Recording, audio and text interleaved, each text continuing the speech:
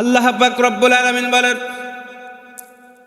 পবিত্র কুরআনুল কারীমের 2 নম্বর সূরার 1 নম্বর পারার পবিত্র কুরআনুল কারীমের 2 নম্বর সূরার আল্লাহ পাক রব্বুল আলামিন 25 নম্বর রুকু 2 নম্বর পারার 11 নম্বর পৃষ্ঠা 208 নম্বর আয়াতে কারিমায় সুন্দর করে জানিয়েছেন। আমার সাথে বলেন ইয়া আইয়ুহাল্লাযীনা আমানু উদখুলু ফিস-সিলমি কাফা ওয়া লা তাত্তাবিউ খুতুওয়াতিশ শাইতান ইন্নাহু লাকুম আদুউম মুবিন। আল্লাহ পাক রব্বুল আলামিন এই অত্র আয়াতে কি জানিয়েছেন এই বিষয় সম্পর্কে আমরা জানব। ধারাবাহিকভাবে আল্লাহ পাক রব্বুল আলামিন পবিত্র কুরআনুল কারীমের 2 নম্বর সূরা 2 নম্বর পারার 25 নম্বর রুকুর 11 নম্বর পৃষ্ঠা 208 নম্বর আয়াতে কারিমা সুন্দর করে তথ্য জানিয়েছেন। আল্লাহ পাক রব্বুল আলামিন বলেছেন তোমরা পরিপূর্ণভাবে ইসলামের ভিতরে দাখিল হও, ওই পথ অনুসরণ করো না, শয়তানের পথ অনুসরণ করো না, নিশ্চয়ই তোমাদের জন্য শয়তান হলো প্রকাশ্য শত্রু। এই আয়াতে কারিমার ভিতরে আল্লাহ পাক রব্বুল আলামিন 4টি বিষয় উল্লেখ করেছেন। কয়টা? 4টি বিষয় উল্লেখ করেছেন। 1 নাম্বার ঈমানদারদেরকে ডাক দিয়ে বলেছেন। 2 নাম্বার আল্লাহ পাক রব্বুল আলামিন বলেছেন তোমরা পরিপূর্ণভাবে ইসলামে প্রবেশ করো। 3 নাম্বার ভিতরে বলেছেন তোমরা শয়তানের পথ অনুসরণ করো না। আর 4 নাম্বার আল্লাহ পাক রব্বুল আলামিন বলেছেন শয়তান তোমাদের জন্য প্রকাশ্য শত্রু। তাই আসুন ধারাবাহিকভাবে আমরা আলোচনা শুনবো ইনশাআল্লাহ। তাহলে আমি পবিত্র কুরআনুল কারীম থেকে যে সূরাটা পড়ছি সূরাটার নাম কি? বাকারা। বাকারা শব্দের শাব্দিক অর্থ হলো গরু, গাভী। আল্লাহ পাক রব্বুল আলামিন অর্থ সূরার নামকরণ করেছেন। বাকারা শব্দের শাব্দিক অর্থ হলো গরু, গাভী। এই সূরার মধ্যে একটি জায়গায় বাকারার ঘটনা বর্ণিত হয়েছে, আল্লাহ পাক বর্ণনা করেছেন। এজন্য এই সূরার নামকরণ করেছেন সূরা আল বাকারা। চিৎকার মেরে বলেন আল্লাহু আকবার। আবার ভাইরা এই সূরার আয়াত সংখ্যা হলো 62। আমার ভাইরা আল্লাহ পাক রব্বুল আলামিন কত সুন্দর 286টি আয়াতে কারিমা রয়েছে অত্র সূরার ভিতরে। আল্লাহ পাক রব্বুল আলামিন কত সুন্দর করে জানিয়েছেন। 40টি রুকু রয়েছে। আমার ভাইরা, আমার বন্ধুগণ, আমার অত্র সূরাটি মদিনাতুল মুনাওয়ারায় নাজিল হয়েছেন। আল্লাহ পাক রব্বুল আলামিন কত সুন্দর করে তথ্য তুলে ধরেছেন। পর্যায়ক্রমে আল্লাহ পাক বর্ণনা করছেন শানে নজুল। হযরত আব্দুল্লাহ ইবনে সালাবা ইবনে ইয়ামিন আসাদ প্রমুখ ইহুদি হতে বর্ণিত আছে মুমিন যখন মুসলমান হয়েছিলেন, অন্যান্য ধর্ম অবলম্বীরা যখন মুসলমান হয়েছিলেন, কিন্তু তারা পুরাতন ধারণার ভিত্তিতে রাসূল কারীম সাল্লাল্লাহু আলাইহি সাল্লামকে আরজ করলেন, ইয়া রাসূলুল্লাহ, হে ইয়া হাবিবাল্লাহ, আমরা ইহুদি থাকা অবস্থায় শনিবারের দিনকে সম্মান করতাম। এখন মুসলমান হওয়ার পরেও আমাদেরকেও শনিবারের দিনকে সম্মান করার অনুমতি দিন। তখন নবী করিম সাল্লাল্লাহু আলাইহি সাল্লামের উপরে আল্লাহ পাক রব্বুল আলামিন অত্র আয়াতে কারিমা নাজিল করে জানিয়েছেন, ইয়া আইয়ুহাল্লাযীনা আমানু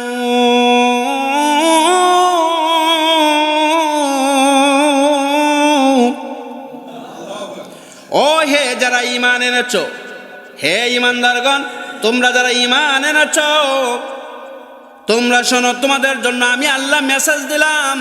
হে নবীজি, আপনি ওদেরকে জানিয়ে দিন যারা ঈমান এনেছে, যারা আমি আল্লাহ আমার প্রতি ঈমান আনয়ন করেছে, বিশ্বাস স্থাপন করেছে, উদখুলু ফিস-সিলমি কাফাত, তারা যেন পরিপূর্ণভাবে ইসলামের ভিতরে দাখিল হয়। আল্লাহ নবীজি জানিয়ে দিলেন, ও আমার সাহাবারা, তোমরা যে পূর্বের ধর্মকে আবার পালন করতে যাও, অনুমতি চাচ্ছ, কিন্তু ইসলাম বলতেছে না না, Islam is the complete code of life, Islam হলো একটা পরিপূর্ণ জীবন বিধান। সুতরাং তোমরা এটাকে পালন করার ক্ষেত্রে অন্য কোনো ধর্ম তোমাদের জীবনে বাস্তবায়ন করতে পারবে না। আল্লাহ পাক ডাক দিয়েছে, যারা ঈমান আনয়ন করেছো, পরকালের প্রতি বিশ্বাস স্থাপন করেছো, আমি নবী আমাকে যারা মেনে নিয়েছো, আল্লাহর প্রতি ঈমান আনয়ন করার কারণে তোমরা পরিপূর্ণভাবে ইসলামের ভিতরে দাখিল হয়ে যাও। এখন ইসলামের ভিতরে দাখিলটা কেমন, এটা আপনাদেরকে বোঝানোর জন্য আমি আপনাদেরকে বলতে চাই, ইসলামের ভিতরে পরিপূর্ণভাবে দাখিল হওয়ার কথা আল্লাহ পাক রব্বুল আলামিন বলেছেন, নবীজি জানিয়েছেন, যারা ঈমানদার হবেন। ঈমানদার কারা, এটা একটু সংজ্ঞা জানতে হবে না? আল্লাহ পাক ডাক দিয়ে বলছেন, ইয়া আইয়ুহাল্লাযীনা আমানু, ও হে যারা ঈমান এনেছো, হে ঈমানদারগণ। প্রথম পয়েন্ট, ঈমানদার কারা, তারপরে তো পরিপূর্ণ ইসলামের ভিতর দাখিল হবে, ওটা পরে। ঈমানদার হলো তারা যারা এক আল্লাহকে মনে প্রাণে বিশ্বাস করবে, সেই অনুযায়ী আমল করবে এবং তার বিধান মেনে চলবে, তারাই হলো ঈমানদার। হাদিস শরীফের ভিতরে বর্ণনা এসেছে, একদা নবী করিম সাল্লাল্লাহু আলাইহি সাল্লাম তিনি তার সহচরবৃন্দদেরকে প্রশ্ন করলেন, ও আমার সাহাবারা, তোমরা বলো প্রকৃত ঈমানদারকে? তারা বললেন, ইয়া রাসূলুল্লাহ, ইয়া হাবিবাল্লাহ, আল মালাইকা, ফেরেশতাগণ হলেন প্রকৃত ঈমানদারগণ। তিনি বললেন, তারা কেনই বা ঈমানদারগণ হবেন না? তারা সব সময় আল্লাহর সান্নিধ্যই রয়েছেন, এজন্য তারা সব সময় যেহেতু সান্নিধ্য রয়েছেন, তারাই তো প্রকৃত ঈমানদার হবেন। নবী করিম সাল্লাল্লাহু আলাইহি সাল্লামের কথা শুনে সাহাবায়ে কেরামরা বললেন, ইয়া রাসূলুল্লাহ, ইয়া হাবিবাল্লাহ, তাহলে প্রকৃত ঈমানদার হলাম আমরা। কারা? মানে সাহাবায়ে কেরামরা বলতেছেন, আমরাই প্রকৃত ঈমানদার। নবীজি বললেন, ও আমার সাহাবারা, তোমরা কেনই বা প্রকৃত ঈমানদার হবে না? কারণ তোমাদের মাঝে আমি নবী স্বয়ং বিদ্যমান আছি। আল্লাহু আকবার। সাহাবারা বললেন, ইয়া রাসূলুল্লাহ, তাহলে প্রকৃত ঈমানদার হলেন নবী রাসূলগণ। তখন নবীজি বললেন, ও আমার সাহাবারা, তারা কেনই বা প্রকৃত ঈমানদার হবে না? কারণ তাদের কাছে আল্লাহর পক্ষ থেকে কিতাব নাজিল হয়েছে। এবার সাহাবায়ে কেরামরা বললেন, ইয়া রাসূলুল্লাহ, তাহলে আপনিই বলে দিন প্রকৃত ঈমানদার কারা? নবীজি ডাক দিয়ে বলেন, ও আমার সাহাবারা রে, প্রকৃত ঈমানদার হলো তারা, আমি থাকবো না, তোমরা থাকবে না, তাবিন থাকবে না, মুহাজির থাকবে না, আনসার থাকবে না, এই পৃথিবীতে কেউ থাকবে না, কিন্তু আল্লাহ তাআলার পক্ষ থেকে নাজিলকৃত বিধান কুরআনুল কারীম আর আমার সুন্নাহ আল হাদিস, এই দুইটা জিনিস থাকবে। যারা কিয়ামত পর্যন্ত পৃথিবীতে আগমন করবে, যারা এটাকে আঁকড়ে ধরে তাদের জীবনটাকে চালাইতে পারবে, তারাই হবে প্রকৃত ঈমানদার। তাহলে ঈমানদারের সংজ্ঞা বুঝলেন? ঈমানদার কারা? এই যুবক, এই যুবক,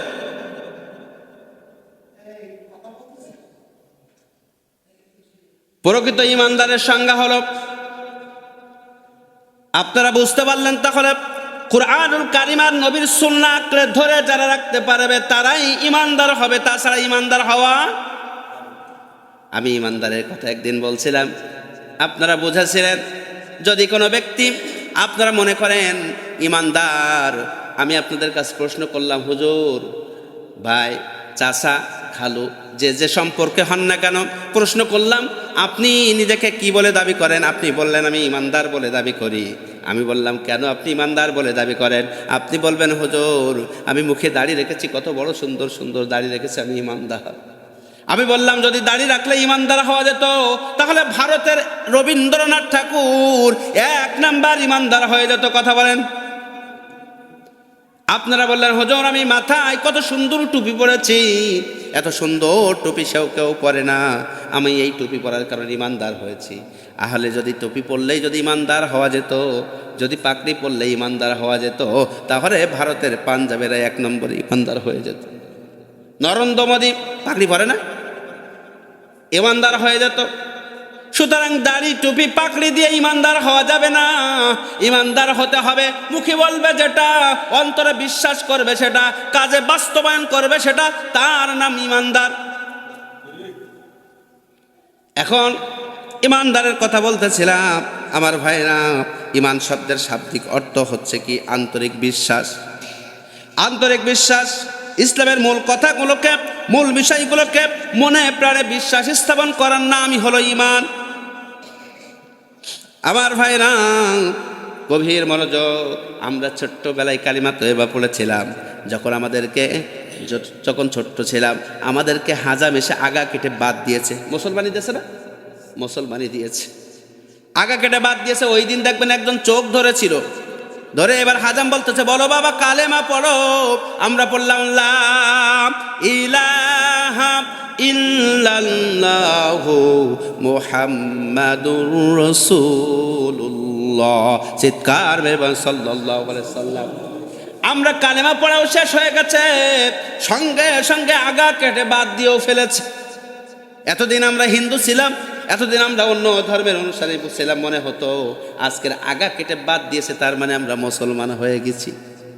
আমরা এটা ধারণা করি না? ধারণা করি।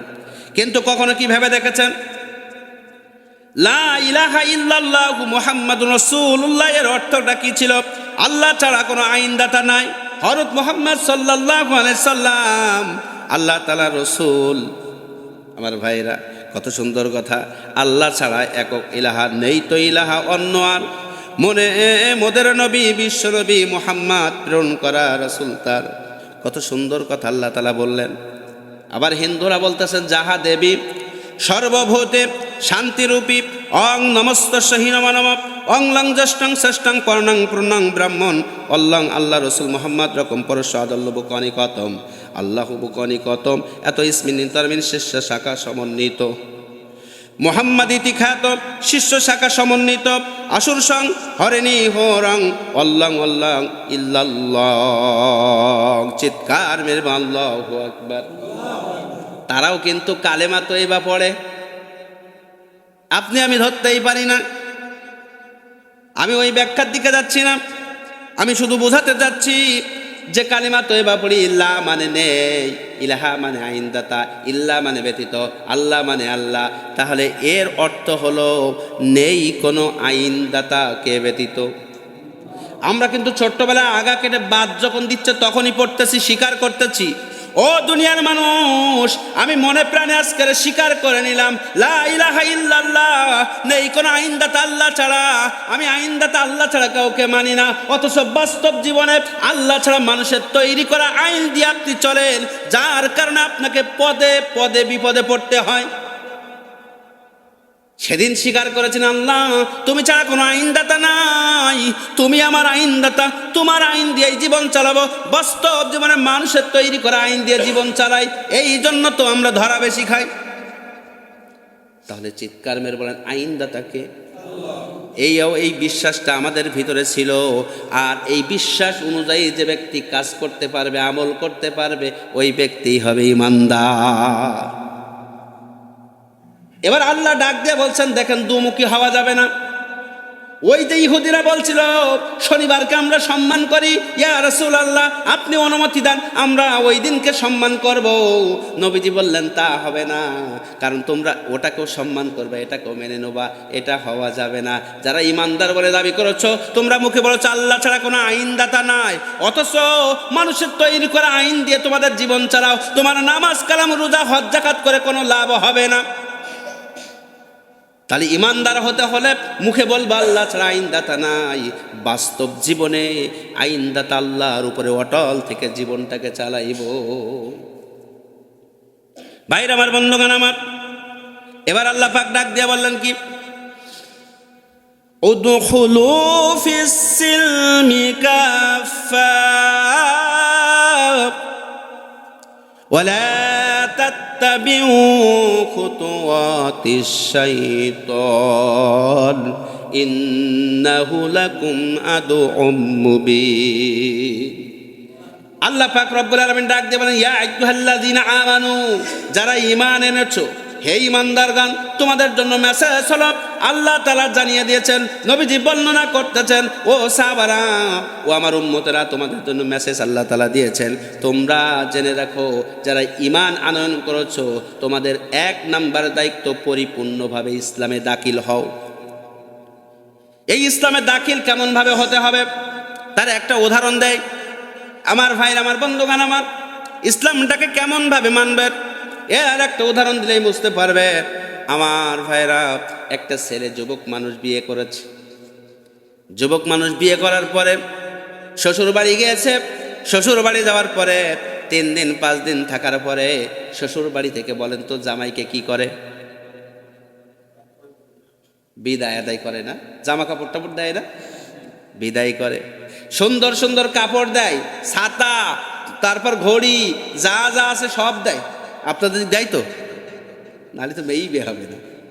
আমার ভাইয়েরা, এখন দেয়, দেওয়ার পরে এখন বাড়ি যেয়ে দেখে, জামাই মশাই বাড়ি যেয়ে দেখে যে প্যান্টটা দিয়েছে, প্যান্টটা 8 আঙুল বড় হয়ে গেছে।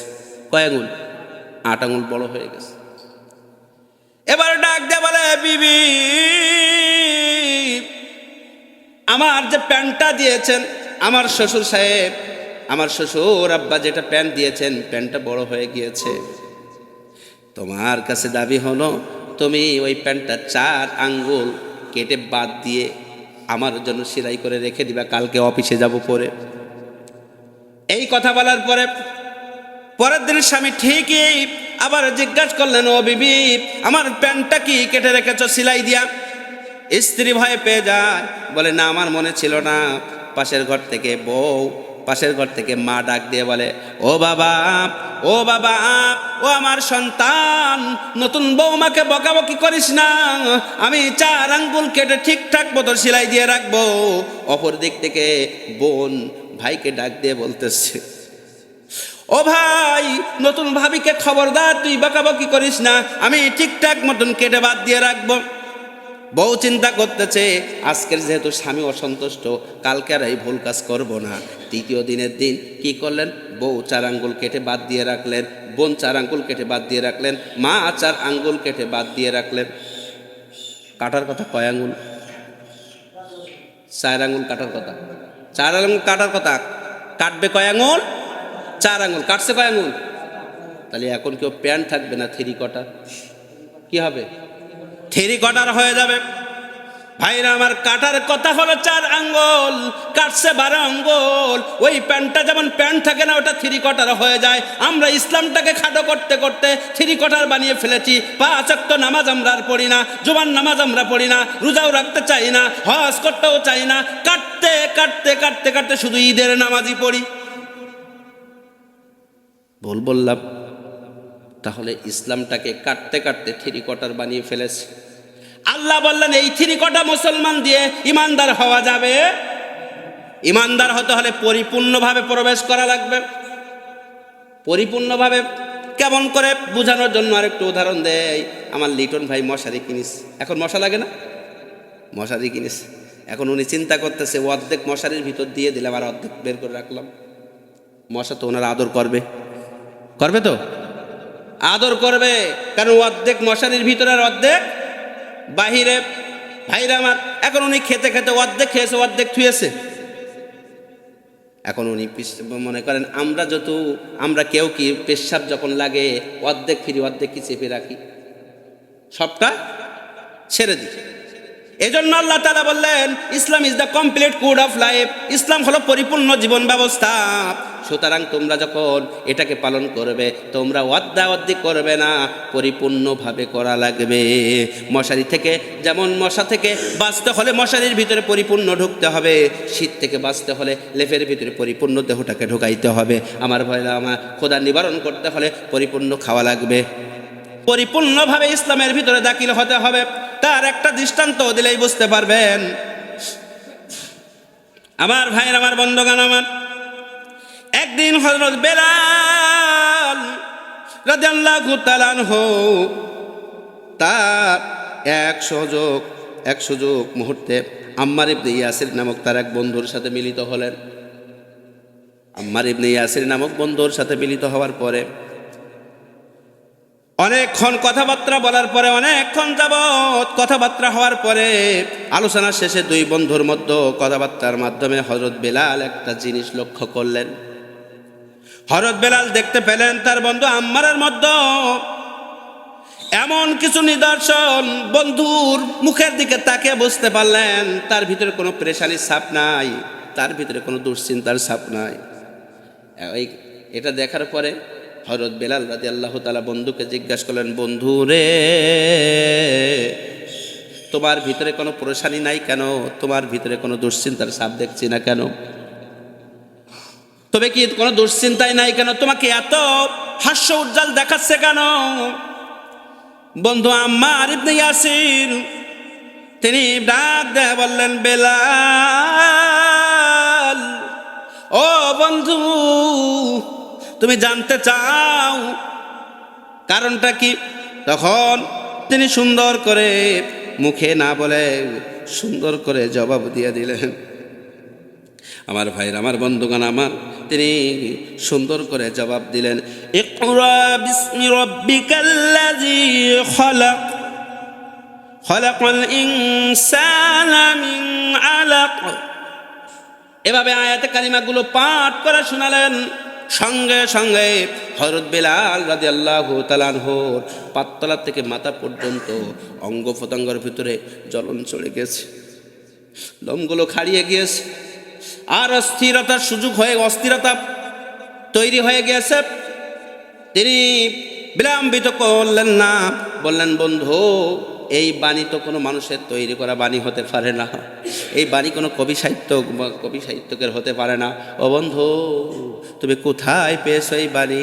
কার কাছ থেকে শিখেছো? আমি শিখতে চাই। বন্ধু ডাক দিয়ে বলেন, আম্মার ইবনে ইয়াসির ডাক দিয়ে বলেন, বেলাল, তুমি জানতে চাও কোথা থেকে শিখেছি? এটা হলো আব্দুল্লাহর বেটা মুহাম্মদ, যাকে আল আমিন বলে খ্যাত হয়েছেন। ওই আল আমিন তিনি নবী, আল্লাহর পক্ষ থেকে তানার উপরে ওহী নাজিল হয়েছে, কুরআনুল কারীম নাজিল হয়েছে, তানার কাছে গেলেই তুমি শিখতে পারবে। বেলাল রাদিয়াল্লাহু তাআলা আনহু ডাক দিয়ে বললেন, বন্ধু, আমি আর দেরি করতে চাই না, আমাকে নিয়ে চলো, সেখানে নিয়ে চলো। যাওয়া হলো। সেখানে নিয়ে যাওয়ার পরে নবী করিম সাল্লাল্লাহু আলাইহি সাল্লাম তাকে কালেমা পাঠ করালেন, লা ইলাহা ইল্লাল্লাহু মুহাম্মাদুর রাসূলুল্লাহ সাল্লাল্লাহু। এই খবর চলে গিয়েছেন উমাইয়ার কাছে। উমাইয়া ডাক দিয়ে বললেন, বজ্র কণ্ঠে বললেন, ও বেলাল, শুনলাম নাকি তুই মুহাম্মাদের ধর্ম গ্রহণ করেছিস, ভণ্ড মুহাম্মাদের ধর্ম তুই গ্রহণ করেছিস। নাউজুবিল্লাহ বলেন। হযরত বেলাল ডাক দিয়ে বলেন, হে মনিব, ও আমার প্রভু, আপনি যা শুনেছেন সত্য, আমি মুহাম্মাদের কালেমা গ্রহণ করেছি। আমি এতদিন খুঁজতে খুঁজতে খুঁজতে খুঁজতে আজকের সঠিক ধর্ম খুঁজে পেয়েছি, মুহাম্মাদের ধর্ম সত্য ধর্ম, আমি সেই ধর্ম গ্রহণ করেছি। উমাইয়া ডাক দিয়ে বলেন, হে বেলাল, তুই কি ভুলে গিয়েছিস আমি তোর মালিক? বেলাল ডাক দিয়ে বলেন, আমি কখনো ভুলি নাই, আপনি আমার মালিক, আপনি আমার মনিব, আপনি আমার প্রভু, আমি কোনোদিন ভুলি নাই। আপনার সমস্ত কাজ, আপনার কথাবার্তা শোনার দায়িত্ব আমার ঠিকই আছে, কিন্তু আমার একটা মন আছে, এই মনের বাইরে আপনি যেতে পারবেন না। ধর্মকর্মের ব্যাপারে আপনার কোনো জোরদার খাটে না, কারণ ওটা আমার একান্ত ব্যক্তিগত বিষয়। তোর বাবাকে মানুষ করলাম আমি, তোর বাবা, তোর মা, তোর পরিবার আমার এখানে খেয়ে পড়ে বড় হয়েছে, তোকেও বড় করছি, তোর এত বড় সাহস, তুই মালিকের মুখে তর্ক করিস, মালিকের মুখে মুখে কথা বলিস। মালিক, আপনি আমাকে বেয়াদবি নেবেন না, কারণ আপনার সমস্ত কাজগুলো আমি যথাযথভাবে পালন করি। এবার উমাইয়া ডাক দিয়ে বলেন, ও বেলাল, তুই যে ধর্ম গ্রহণ করলি, তুই কি একটাবার অনুমতি নেওয়ার প্রয়োজন মনে করলি না? তখন বেলাল ডাক দিয়ে বলেন, ও আমার মালিক, ও আমার মনিব, আমি যদি আপনার কাছে অনুমতি চাইতাম, আপনি কি কখনো অনুমতি দিতেন? তা না, অনুমতি দিতাম না। সুতরাং আমি বেলাল মনে করি আমার ধর্ম এটা আমার ব্যক্তিগত বিষয়, আমি পালন করব কোন ধর্ম এটা আমার ব্যক্তিগত বিষয়, এটা আপনার কাছ থেকে শোনার পরামর্শ নেওয়ার কোনো সুযোগ আমি মনে করি না। হযরত বেলাল এবার ডাক দেয়া বললেন, ও মালিক, জীবনে যদি সত্য ধর্ম দেখতে হয় তাহলে আপনি আপনার পরিবার সহ একবার মুহাম্মাদের কালেমা গ্রহণ করুন, আপনার জীবন সার্থকতা হয়ে যাবে। বেলাল প্রথমেই দাওয়াত দিয়ে দিলেন। উমাইয়ার হাতে ছিল চাবুক, আর দেরি করলেন না। উমাইয়ার চাবুক নিয়া চাবুক নিয়া উত্তপ্ত বালুকণার ময়দানে, বালুর ময়দানে তিনি কি করলেন? চাবুক নিয়া মারতে শুরু করলেন, আঘাত করতে শুরু করলেন। আঘাত করতে করতে লাথি মেরে ফেলাইয়া দিলেন। আহারে, সারা শরীর থেকে রক্ত ঝরতেছে। আর উমাইয়া বলতেছে, তোর মুহাম্মাদের খোদা কেমনে বাঁচাই দেখবো। তখন বেলাল কোনো চিন্তা ভাবনা করলেন না। বেলাল একটাই উত্তর দিলেন, আমার যদি হায়াত থাকে পৃথিবীর কারো সাধ্য নাই, আপনার কাফের গোষ্ঠীরা যদি আমাকে মারতে চান মারতে পারবেন না। কি ঈমান, কত সুন্দর ঈমান তার ছিল। উমাইয়া চড়া হয়ে গেলেন। উমাইয়া বললেন, তুই যতক্ষণ মাফ না যাবি তোকে ক্ষমা করা হবে না। এবার তার সহচরদেরকে বললেন, তার দলবলদেরকে বললেন, ওকে মারতে থাকো। এবার লোহার বল্লভগুলো গরম করা হলো। লোহার বল্লভ গরম করার পরে দেখবেন, কামার বাড়ি দেখেছেন যখন লোহা গরম করে কিরাম দেখা যায়? লাল টকটক করে না? এভাবে টকটক করতেছে গরম করা। লোহার বল্লভগুলো দিয়া হযরত বেলালকে খুঁচানো হচ্ছে, আঘাত করা হচ্ছে। শরীর থেকে রক্ত ফিঙ্কির দিয়েছে, শুধু ফিঙ্কির দিয়ে ছড়িয়ে যাচ্ছে। বেলালের মুখে কোনো ছাপ ছিল না, কষ্ট ক্লান্তির কোনো ছাপ ছিল না। হযরত বেলাল শুধু ডাক দিয়ে বলেন, আল্লাহ, আল্লাহ, কালিমা পড়েছি, ঈমান এনেছি। আল্লাহ, জীবন চলে যায় যাক, আমি যেন ঈমানের পথ থেকে দূরে সরে না যা। আল্লাহু আকবার। কি ঈমান! উমাইয়া আরো লজ্জিত হলেন। উমাইয়া ভেবেছিলেন ওকে যত আঘাত করা হবে আহ শব্দটা পর্যন্ত করবে, কিন্তু বিলাল আহ শব্দটা করেন নাই, বরং শুধু আল্লাহর উপর তাওয়াক্কুল করেছিলেন। দেখেছেন, ইসলামের ভিতরে প্রবেশ করতে হবে এভাবে, জীবন চলে যাবে কিন্তু বাতিলের কাছে মাথা নত করা যাবে যাবে।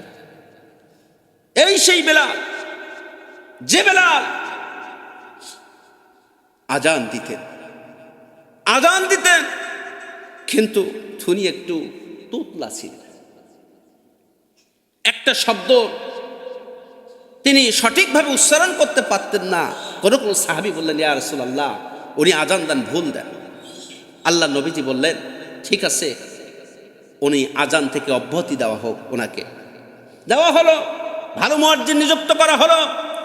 2-3 দিন পরে জিবরাইল আমিন এসে বলছেন, ইয়া রাসূলুল্লাহ, ইয়া হাবিবাল্লাহ, মক্কার বুকে কি আজান হয় না আজ কয়দিন ধরে? নবীজি বললেন, হ্যাঁ, আজান হয়েছে, নামাজ পড়েছি। বলে, আল্লাহর আরশে আজিবে আজান পৌঁছাই না। আল্লাহু আকবার। আবার বেলালকে আনা হলো। নবীজি মেরাজে গিয়েছেন, তিনি জান্নাতে যাচ্ছেন, পরিদর্শন করতেছেন। এমন সময় তিনি দুনিয়ার একটা হাঁটার শব্দ খুঁজে ফেলেন। তখন জিজ্ঞাসা করলেন, হে জিবরাইল ভাই, এটা কার শব্দ শোনা যায়? বলছে, এটা আর কারো নয়, এটা হচ্ছে আপনার সাহাবী হযরত বেলালের পায়ের ধরি। সেই বেলাল যে উমাইয়া তাকে এত নির্যাতন করার পরও তিনি জীবন দিয়েছেন কিন্তু মাথা নত করেন নাই, জীবনে আঘাত সহ্য করেছেন। আমার ভাইয়ের, আমার বন্ধুগণ, আমি শুধুমাত্র আজকের যে সূরাটা পড়েছি, সূরা আল বাকারা। বাকারা অর্থ কি? গাভী। 286টা আয়াত আছে, 40টি রুকু আছে। সূরাটা নাজিল হয়েছে মদিনাতুল মুনাওয়ারায়।